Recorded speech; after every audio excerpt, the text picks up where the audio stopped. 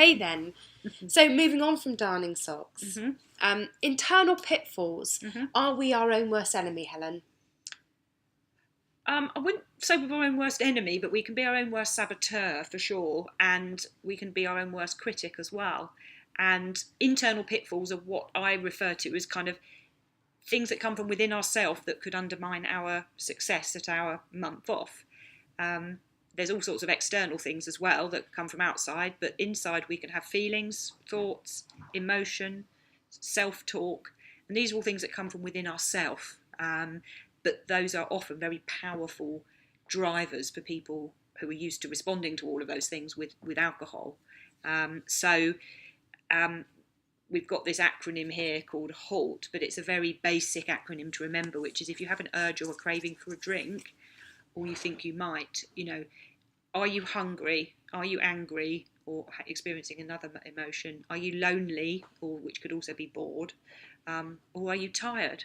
I certainly very much, when I was going through a period of bereavement and coupled with a period of stress at the same time, I think I was absolutely shattered constantly all day, but I would prop myself up in the evening with alcohol.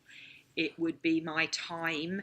I'd be at work and I didn't want to go from work to bed, so I had this sort of 2-hour interval where I drank, but I was tired. And you'll stay up later because you're drinking, then you because stay the sugars would keep you awake. 4 hours instead of 2. Yeah. And then you're watching terrible programmes you don't even follow on TV because there's wine left and you can't possibly leave that. So you're watching whatever's left on telly with the rest of the wine. Nothing's any fun. It's not really leisure time and it's not really relaxation.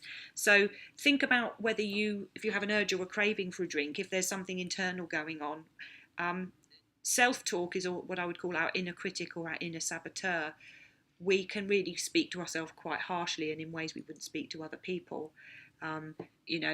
We glimpse ourselves in the mirror. We don't like what we look like. Oh God, I'm so ugly. What am I doing wearing this? I hate myself.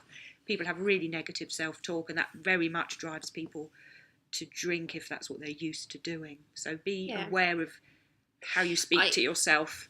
And I certainly used to drink when I was hungry, and never realised that what I was feeling was hunger and I should eat some food before I did anything else. And then you talk about, I call it the fuck it button, but you're far more professional than me, so you probably don't call it that. Not at work. No, but the fuck it button for me is about where you go, oh, but I've had a hard day and life's terrible, and so I deserve a drink, or I will always be a drinker, so let's carry on drinking. And that it's that sort of... Or I'll start tomorrow, today's not the right time. Yeah, that too. And we do it all the time, and it's another way to give ourselves an excuse to break our rules for ourselves and our way to self-sabotage. Self-sabotage and postpone change. And there's a lecture elsewhere about procrastination and how we will often defer all of the amazing things we want to do to our future self. Our future self is just going to be so healthy. It's going to be going to the gym. It's going to be writing blogs or books or whatever. But our present self is just not quite the right person to make all these I'm going to be doing change. interpretive dance. Yeah, I'll be coming to watch that. Yeah. My future self will, anyway. And then I refer to the last bit as the pitfall cocktail, because it's never just one of these things, is it? No, I think there's usually a combination. And that's really hard. How do you deal with the fact that you've got all of these things going on? You're hungry and emotional, you feel you deserve better, you're unhappy with yourself, so you also feel you deserve worse. Yeah. And you're also being asked out for a drink by someone at work, or you're at a wedding and you're feeling like this, so there's also external things going on and temptations in your environment. It's too much, Helen. It's too much, but what are you going to do about it? You're going to have to learn to deal with emotions in a different way. That's not an easy thing to do, but emotions and difficult situations and difficult people cannot be avoided completely, although we can try to avoid certain things if that's one of our strategies.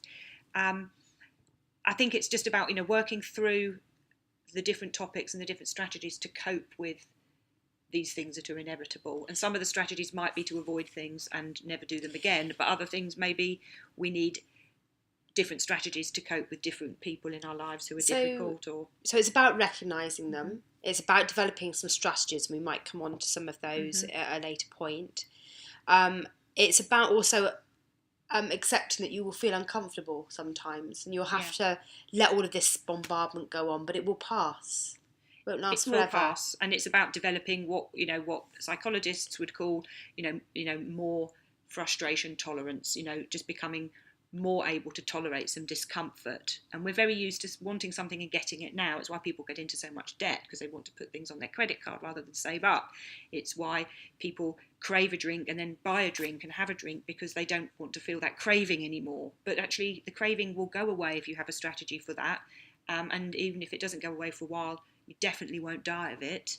And you won't even feel like you've got flu from it. So it's we can cope with these things. We're stronger than we think, and the more we do cope, the more we learn we can, and the less less uncomfortable it feels to resist a drink. It's quite an interesting thing to realise that you can live with discomfort, and that's what you're feeling. You're feeling discomfort, and it's not going to kill you. No. Although I have got no money left for food this month because I bought new shoes. They're nice shoes.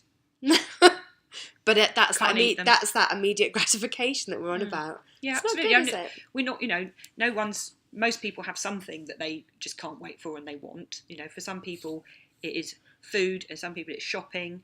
For other people, it's just sort of saying exactly how they feel, even though it's inappropriate, because they don't want to hold it in and think of a better way to say it.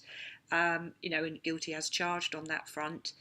But I think one of the things I do in my practice is I use a form of therapy called rational emotive therapy, and it's actually about helping people learn how much they can tolerate, how much discomfort they can tolerate. The world doesn't have to be a perfect, comfortable place all the time, and we expect it to be more now.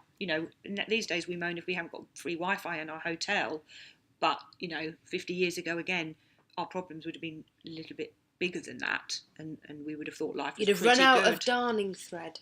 You would.